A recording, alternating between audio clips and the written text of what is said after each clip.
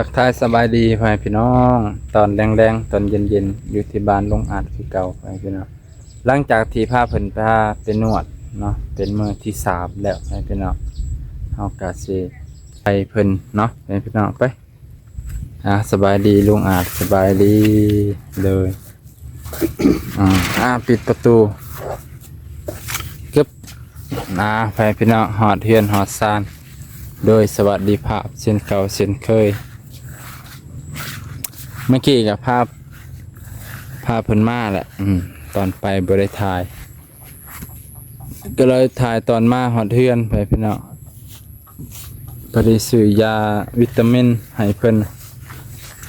ยาบำรุงกระดูกเนาะตามที่แม่เพิ่นแนะนำวิตามิน D3 แล้วก็ B complex แล้วพี่น้องต่อเป็นมื้อที่3ตอนแรกของมื้อที่3ท่านหมอเพิ่นก็มีแต่ว่ายอมในโลกตัวนี้ท่านหมอเพิ่นก็มีแต่ว่าแนะนำให้ออกกำลังกายว่าซั่นเถอะออกกำลังกายเป็นหลักโดยออกกำลังกายเป็นหลักแล้วบัดนี้ก็ใช่ผมยามั้ยบ่เสร็จดอกออกกำลังกายเพิ่นน่ะตามเหงื่อตามแห้งตามเวลาเจ้าของนั่นแหละมัน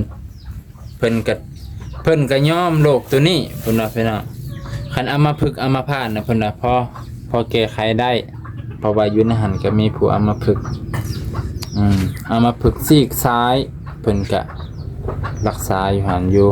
ผู้เฒ่าเพิ่นก็ยังอันนั้นเพิ่นยังแก้ไขให้ได้แต่โรคของลุงอาจนี่เกี่ยวกับสมองเกี่ยวกับสมองลุงอาจได้ยินคนว่าจังสั่นเลยรู้สึกจังได๋ยามเพิ่นว่าโอ้บ่ไหวแล้วคล้ายๆว่าเพิ่นกลัวบ่ไหวบ่ได้ก็รู้สึกจังได๋รู้สึกพอใจอยู่แต่ก็สู้นะรู้สึกพอใจอยู่ให้พี่น้องก็มันอันนี้เนาะเพิ่นก็ว่าต้องความจริงนั่นแหละเพิ่นก็บ่อยากให้ความจริงบ่ได้เนาะบ่เต็มเพิ่นก็เว้าความจริงว่าโรคนี้มันเกี่ยวกับสมองรักษาที่ว่าเพิ่นไปนวดไปอันนี้เพิ่นก็ว่ามีติดผ่อนคลายกล้ามเนื้อซื่อๆนะพี่น้องแต่เพิ่นก็มีแนะนำอยู่ได้บ่แม่นว่าเพิ่นสิปล่อยมาก็ว่าการย่างเพิ่นก็บ่ให้ใส่เกิบให้เหยียบด้วยตีนเปล่ามันจังสิฮอดเส้นประสาทหักแน่เพิ่นน่ะคือกับ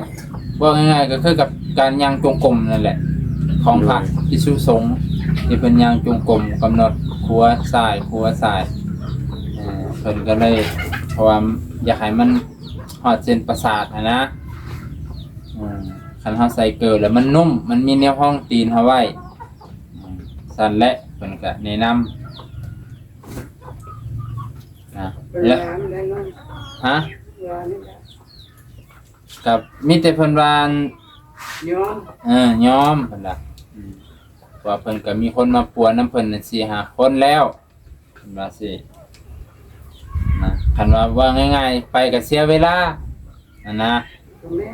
ลูกก็เลยว่าเอ้าจังได๋ก็แล้วแต่มื้ออื่นก็สิมีแต่สิไปซื้อยาตัวลุงอาจเอาให้มื้อนี้นะที่มันเป็นกล่องน่ะสิเอายาตัวนั้นน่ะไปหาไปหาแล้วแม่สิไปหาแม่จอยไปหาแม่จอยแล้ววันนี้พอดีลูกเพิ่นน่ะลงสวรรค์ลูกเพิ่นลงสวรรค์แหละเพิ่นก็เลยว่าลองถ่ายรูปกล่องยาแล้วก็ส่งให้ลูกข่อยเบิ่งดูเราลงไปสวรรค์เราไปเอายาเพื่อเราสิถามให้ว่ามันมีบ่นะแต่ว่าก็ยังบ่ได้คำตอบจนได้เมื่อสิไปถามเบิ่งว่าได้บ่ถ้าบ่ได้ก็บ่เป็นหยังบ่าวนุ่งก็สิลงไปสวรรค์คือเก่านั่นแหละบ่ได้สวรรค์ก็สิไปเซโนบ่ได้เซโนก็ขึ้นเวียงไปพี่น้องมันสิบ่สุดความสามารถเนาะรถยานพาหนะก็บ่ต้องยากดอกคุมื้อนี้มันอันนี้เด้อแต่ว่าคัน สมมุติเราได้อยู่สวรรค์ปุ๊บเฮาก็สิฮู้เลยโรงหมอตัวใดเมื่อหน้าเฮาก็มีแต่โทรหาพนักงานหรือโทรหาผู้ใดก็ได้นะว่าเจ้าอันนี้ยาให้ข่อยนี่เด้อข่อยสิโอนเงินไปให้จะส่งตามแผนที่ข่อยตามที่อยู่ข่อยเพราะว่าข่อยเคยสั่งให้นางร้อยเด้รู้จักบ่นางร้อยที่เพิ่นเราเป็นบ้าหมูน่ะปกติข่อยต้องไปเอาให้เรา3 เดือนเทื่อหรือ2 เดือนเทื่อนี่แหละเดี๋ยวนี้ข่อยก็เลยเปลี่ยนจากการไปเอาข่อยก็โอนเงินให้ทานหมอก็มีแต่ส่งมาทางคนส่งเฮาเลยนะคนส่งอนุสิทธิ์ลุงอรุณเฮาก็บ่ต้องไปไกลค่าฝากก็บ่เท่าใดดอกอนุชิตอนุสิทธิ์ลุงอรุณเฮาหับเป็นอนุชิตแม่นอนุสิทธิ์ก็ได้ลุงอรุณก็ได้เนาะอันนี้ก็ได้ซื้อยาแถมให้เพิ่นยาบำรุงพวกคอพวกกระดูกนี่แหละพวกแคลเซียมเสริมแคลเซียมพันดาและวิตามิน D3 วิตามิน D3 บำรุงกระดูกเพิ่นนี่แหละแม่เพิ่นแนะนำคนอายุช่วงนี้ต้องกินตัวนี้เพราะว่าเฮามันอยู่ช่วงกลางคนเนาะ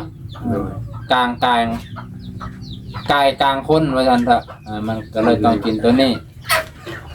50 เม็ดบ่50นี่แหละกินต้องกินข้าวก่อนได้เพราะว่ายาพวกนี้มันแห้งตอนแรงบ่นะ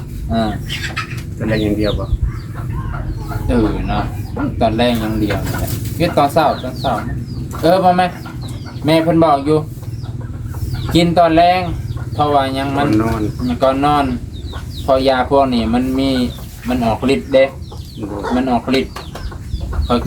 ค่อยกินด้วยยาพวกนี้ค่อยกินสมัยน่ะถ้าบ่กินข้าวไปกินมันนี่บอกเลยว่ากระเพาะนี่นักกระเพาะขึ้นถ้าผู้ใดเป็นกระเพาะความยาพวกกระดูกพวกอันนี้นี่มันแห้งมันแห้งต้องกินข้าวจะต้องกินข้าวหลายๆตอนแรกต้องกินข้าวพยายามกินข้าวให้ได้อย่างละเม็ดนะนี่แหละไปพี่น้องแต่ว่าได้ยาอันนี้ก็ไม่คำแสนเพิ่นได้ซื้อยาให้บ่น้องก็ลืมตลอดแต่ว่าก็มันหลายหลายแนวไปนะก็เลยลืมเช้านี่ก็เลยเอาก็ได้ซื้อไว้มันก็เลยบ่ลืมละใจเด้อแม่คำแสนเด้อที่ซื้อยาให้ลูกโดยที่อยู่ดีกินขอให้แม่จะมีสุขภาพร่างกายแข็งแรงปราศจากโรคภัยไข้เจ็บโดยให้ทำมาค้าขายยังขอให้เจริญรุ่งเรืองเรื่องให้ทานมาทำนี่ก็คอยได้กับให้ร้อยเท่าพันเท่าเด้อแม่เด้อนะสาธุขออนุโมทนาขออนุโมทนาขอขอบคุณใจมาเด้อขอให้เป็นสายบุญตลอดไปเด้อลุงเด้อเดี๋ยวคนอยากบุญต้นให้ได้ที่ตลอดสาธุหับบุญหับกุศลนำกันนะอันนี้ก็ถือว่ามาให้กำลังใจเพิ่นคือเก่าแหละพี่น้องนอกจากว่าหมอเพิ่นก็เพิ่นก็คล้ายว่าคันสิปฏิเสธแฮงเพิ่นก็ว่าแต่เพิ่นก็บอกตรงนั่นแหละเพิ่นก็บอกตรงๆแหละหมอหนวดเพิ่นได้ก็คือได้บ่ได้ก็คือบ่ได้คันว่าได้ตลอดเสียเวลาเฮานะเฮาก็เลยเป็นหยังมื้อหาซื้อยาที่มันเท่าอาการสั่นดีแต่ว่าลุงอ่านมีหูเก่าหรือมีกองยาตัวเก่ามันก็เลยง่ายเกินรีบขาดคลิปเลยดิดีนั่นแหละเพราะว่าเฮาฮู้อยู่ว่ามันหายากยาตัวนี้เพราะว่าในตัวเมืองนี่คิดว่ามันน่าจะบ่มีผู้ใดเป็นเขาก็เลยก็บ่ค่อยได้สั่งยาประเภทนี้เนาะเพราะว่าในตัวเมืองเฮาเนี่ยส่วนหลายมีแต่พวกเด็กน้อยพวกโรคทั่วไปว่าไงจะโรคทั่วไปอันนี้มันโรคพิเศษเขาก็เลยบ่ได้สั่งยาบ่ได้สต็อกยาไว้คันอยากได้ก็ต้องแบบเอากับบริษัทใหญ่ๆอย่างสั้นไปเป็นน้องเนาะต้องเข้าใจกันเด้อเรื่องมันนี่มันกับบางอย่างมันก็หายากคือกันได้เนาะหายากคือกันแล้วเฮากับถือว่าอยู่เขตนอกเติบไปเป็นน้องต่างแต่ว่าอยู่ในตัวเมืองกับเมืองบ่ได้ใหญ่ดอกไปเป็นน้องห้องหมอของรัฐก็มีแต่ว่ามันก็ซ้ำนั่นแหละพี่น้องมันก็บ่ทันสมัยคือกับอยู่ในเมืองตัวใหญ่เป็นกับปัวโรคทั่วไปเจ็บไข้ได้ป่วยเป็นไข้เป็นไอจังซี่เจ็บกระเพาะแบบนี้เป็นกับปัว อาการนั่งๆนี่เพิ่นเมื่อแต่เพิ่นก็บ่รับได้ห้องหมอเนี่ยเพิ่นก็ส่งไปห้องหมอแขวงห้องหมอแขวงรับบ่ได้เพิ่นก็ไปต่ออีกห้องหมออื่นไปเพิ่นน่ะมันก็มีตามขั้นตอนเนาะเอ้ามื้อนี้ก็สิอำลาพาจากลุงอาจเพียงเท่านี้ก่อนไปพี่น้องมื้ออื่นบ่าวน้องก็สิเดินทางแต่ช่วงแต่เช้า คือแม่ว่ามันได้ป่ะ ก็จังไดโอ้อันนั้นบ่โอ้ยจังไดเนาะลูกอะมื้อหน้ามื้อไหนก่อนเอ้าจังไดก็มื้อหน้ามื้อไหนก็สิได้อยู่ดอกเนาะช่วงนี้ลูกก็สิว่าจังนั้นแหละมันนี่ broken บริวารไม่ได้ไม่ได้กันเลย บ่เป็นหยังดอกจังนั้นเฮ็ดบุญยามใดก็ได้ดอกเรื่องบุญเรื่องทานครูบาอาจารย์เพิ่นสิบิณฑบาตคู่มื้อเด้ๆแถวนี้เนาะ โดยมันจะบินสบาชูมือแล้ว ย่างไปทางนี้บ่ โดยแม่ว่าจะเฮ็ดมือฮื้อมันเป็นวันศีล8นะ เดินมื้อหน้ามื้อในชิ้น15ใหญ่ๆแห้งดีให้เพิ่นมารับจับเอาเพิ่นชิ้น